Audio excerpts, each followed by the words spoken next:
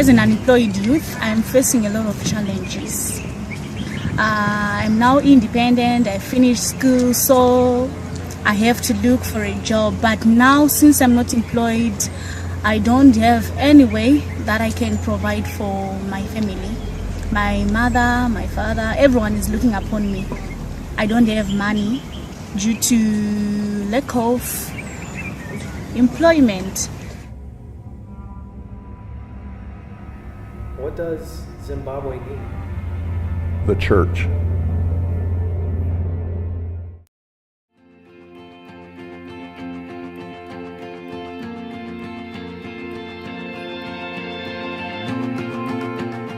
So we took off from Phoenix in the morning. We flew over to Atlanta. That was 3.5 hours. And then we jumped on a plane from Atlanta down to South Africa, Johannesburg. That was 18.5 hours. And then we had like a 4-hour layover, and we jumped on another plane up to Zimbabwe, which was another 2 hours.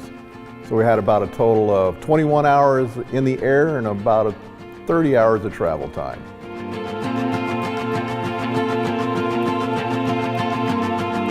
So what we did is we headed down to Zimbabwe, and we were going to do some training for the pastors. And it helps us give churches a healthy foundation for the purpose of their church.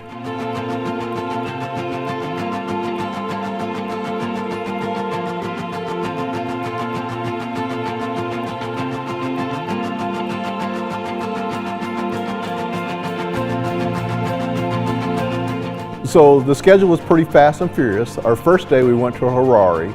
So the training session, we had about 150 pastors or so in that one. We started at 9 o'clock in the morning, and we pretty much finished about 4 o'clock in the evening. So it was a pretty full day.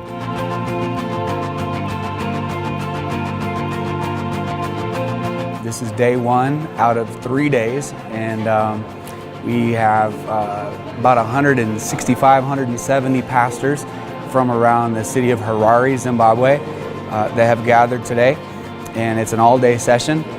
So from 9 to 4, just training pastors and encouraging one another and fellowshipping with one another and talking about how to make men and women of God, disciples, and the Great Commission and the Great Commandment, and building our churches as healthy churches built and established upon the 5 purposes of the church: worship, evangelism, fellowship, discipleship, and ministry. Those 5 purposes we get out of the Great Commission and the Great Commandment. And so Great Commandment is that we love God with all our heart, soul, and mind and strength. Love our neighbor as ourselves. And then the Great Commission in Matthew 28, Jesus says that we would go into all the world and we'd make disciples, baptizing them in the name of the Father, the Son, and the Holy Spirit, teaching them to obey everything that He's commanded us. And so we're excited. I can't believe the turnout. This is absolutely incredible. 3 more days, 2.5 more days to go. My name is Pastor John Mapani. I'm a pastor at our church, which is called United Assemblies in Africa. This particular conference or seminar, call it what you may, it's been great. So I'm really excited, and I've been tremendously challenged. My commitment level is gone up to change our church. Will change my community.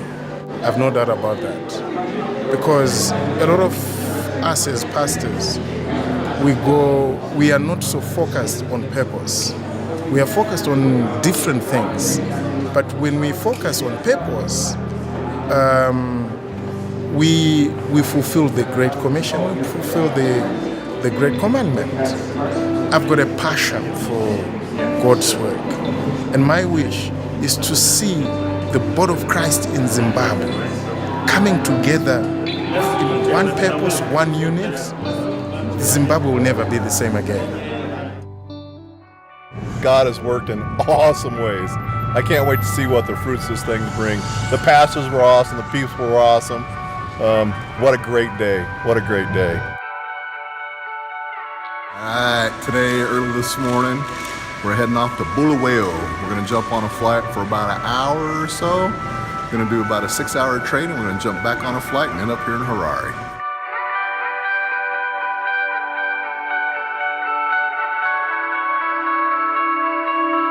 Bulawayo.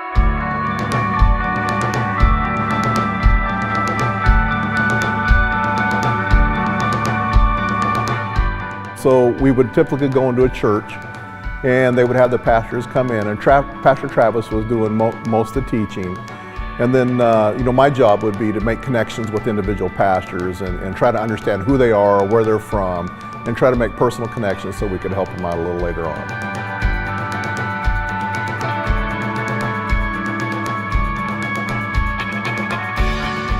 One of the unique things about going to a third world country, and especially a place like Zimbabwe, we were going to go down there and give them some teaching on help them run a healthy church. But there's some areas that they're so much more advanced than we are because it's a third world country. So it's people that are used to living without their own hope, but with the hope of God. And it really shows its way through when you see things like worship. Here when we worship, we sing, people are singing, they raise their hands. But in Zimbabwe, when people worship, they're praising God.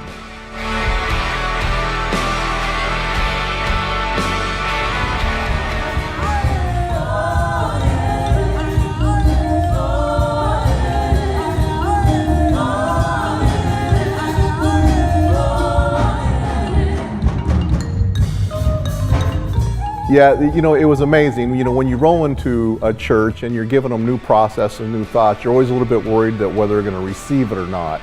But the pastors in Zimbabwe just ate the material up. Travis did an awesome job. You could tell they were hanging on every word. That was very successful. So on the third day, we split our teams up. We were going to a town called Chinoy. It was about an hour and a half drive. So we kind of needed to get up early in the morning again for our third day.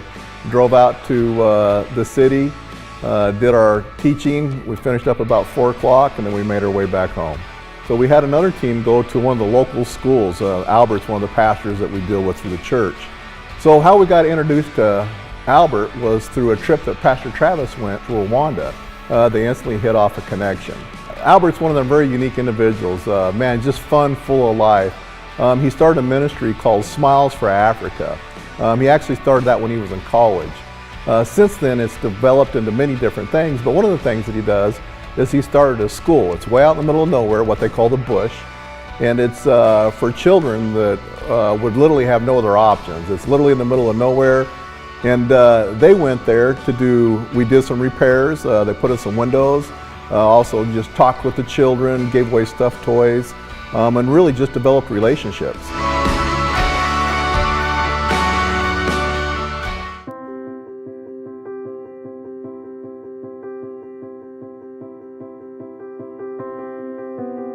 Greetings, infant teacher, you love you, thank you. Thank you.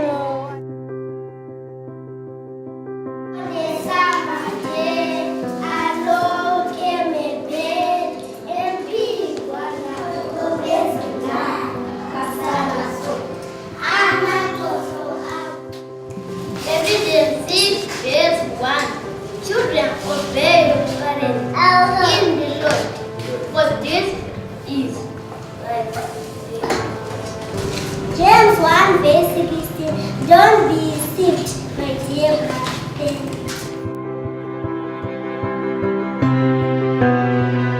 Monday, Tuesday, Wednesday, Thursday, Friday, and Saturday. Thank you.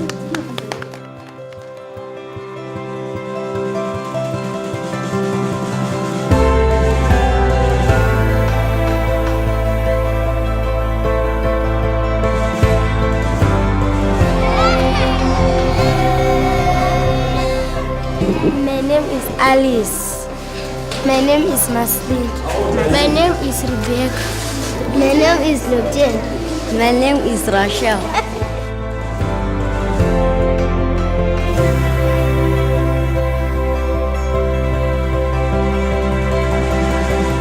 Greetings, Impact Church.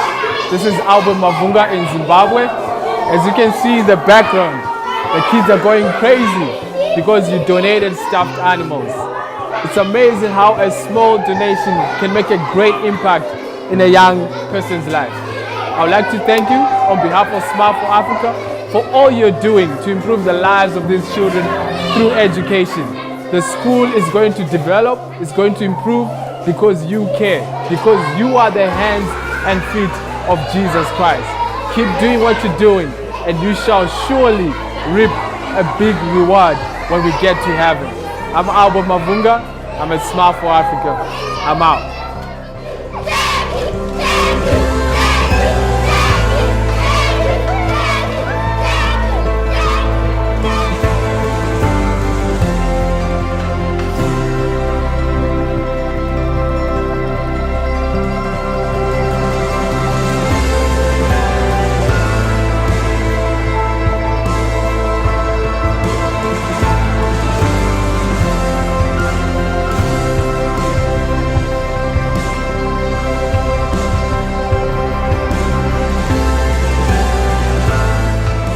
You know, one of the things that I really take away from Zimbabwe is just how wonderful the people are, and that I'm also really appreciative to how close they are to God.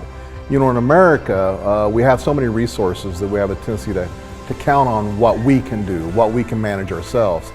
In Zimbabwe and other third world countries, when you have the lack of resources, it's amazing how much they depend on God to get them through their day-to-day life. You know, in Zimbabwe, the term hope is amazing, it's real. You know, when you're faced with situations that look hopeless, that you would have that hope, and only the hope that comes from Christ. It's amazing to see that's how the people of that Zimbabwe country float through.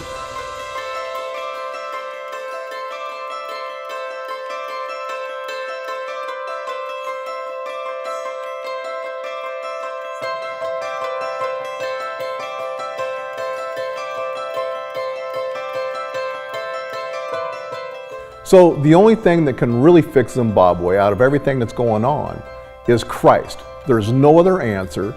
It's Jesus Christ.